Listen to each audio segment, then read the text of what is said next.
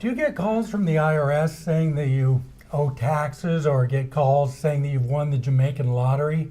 Calls that say that there's something wrong with your computer, and remote tech support can fix that?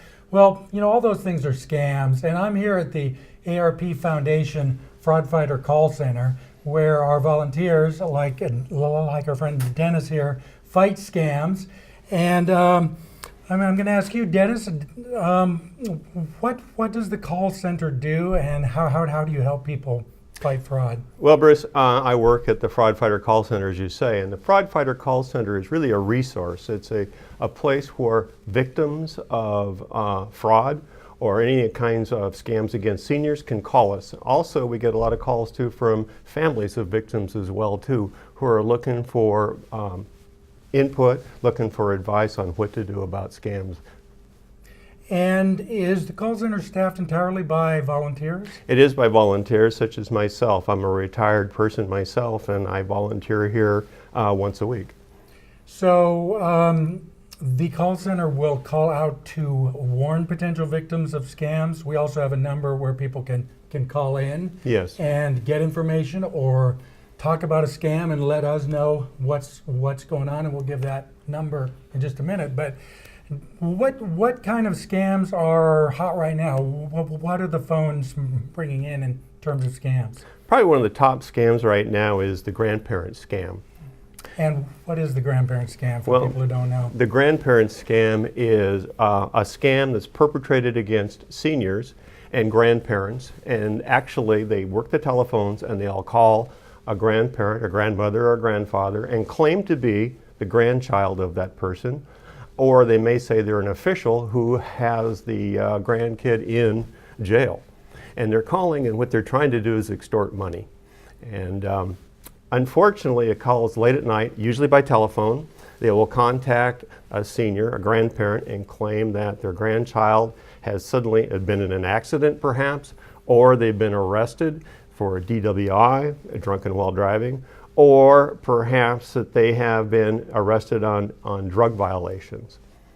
And what does the caller want you as the grandparent to do? They want money. This is really basically it.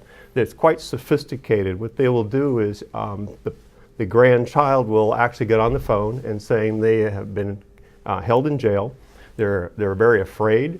They're concerned because for their safety, and that they may have had their nose broken, or they have been in cold cells all night. That's why it doesn't sound like them. Oftentimes the grandparents will start to get suspicious and say, well, it doesn't sound like you. And says, oh, well, grandma or grandpa, they've held me all night and they broke my nose. I think I've got pneumonia, and there's some scary people here and you need to help me.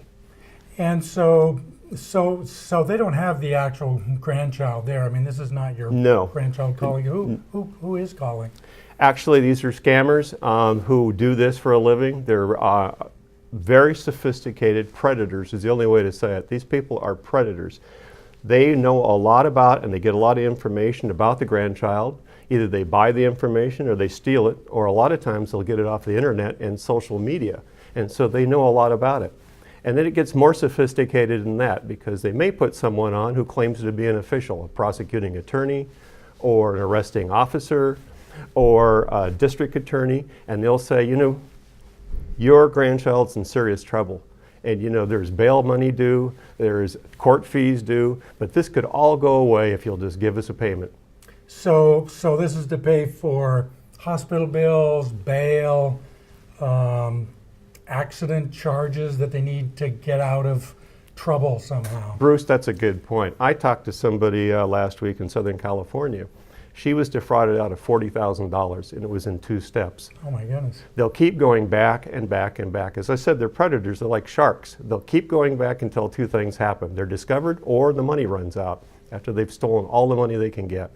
And they might say it's bail money. It starts with bail money. Then they'll call you back and say, well, there are attorney's fees. And then there's court costs. And then there's also, as you say, ambulance charges and other things, that it can go on as long as the victim will allow it.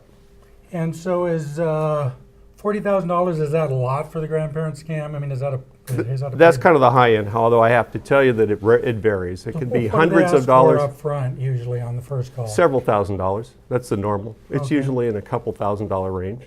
I think the average grandparent would say that I would recognize my grandchild's voice. I would know that it's not them. How do these scammers convince you as a grandparent that this is in fact your grandchild in trouble? Well, they sound authentic, first of all. And you have to realize also they're preying on the fears of the grandparent. If somebody called me in the middle of the night and said they had my granddaughter in jail, believe me, I would listen. And the thing is, they sound authentic, they have a lot of information that the grandparent thinks, well, only my granddaughter or grandson would know that information, not realizing that where these people got it off the internet many times, and it's been on social media. So there's that. The other part is they sound authoritative because they're actually talking to, they think, an authority. And of course, people are a little intimidated by people in authority who claim that, hey, your grandkid's in jail and it's not getting out until you pay the money. And so if you get a call like this, if you're a grandparent and the phone rings and sees someone who claims to be your grandchild or claims to be a hospital worker or claims to be a bail bondsman in this whole area, what is your advice as to what to say and how to handle it? I think the first thing you need to do is be calm, because these people are trying to panic you. They're actually appealing to your fears because they think that you are going to believe that your grandchild's in danger and that you need to make a fast decision. So those two elements are trying to put pressure on you to make an irrational decision quickly and give away information or money. So you first of all have to stay calm. Second thing is tell the scammers that give me your number, I'll call you back, I'm going to call the family and check this out. Many times that's the end of it right there, and the scammers will hang up. If people would just stop there and say, you know what, I'm going to call my family right now and I'll get back to you. Yeah, I mean, couldn't you just call the grandchild or call the parents? You should, actually, and that's what you should do.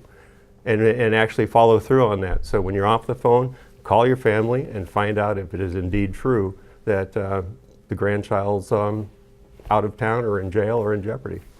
But I've often heard that the scammers will say, if they are claiming to be the grandchild, please don't call my parents. I don't want them to know that I'm in jail, that I have gotten into trouble.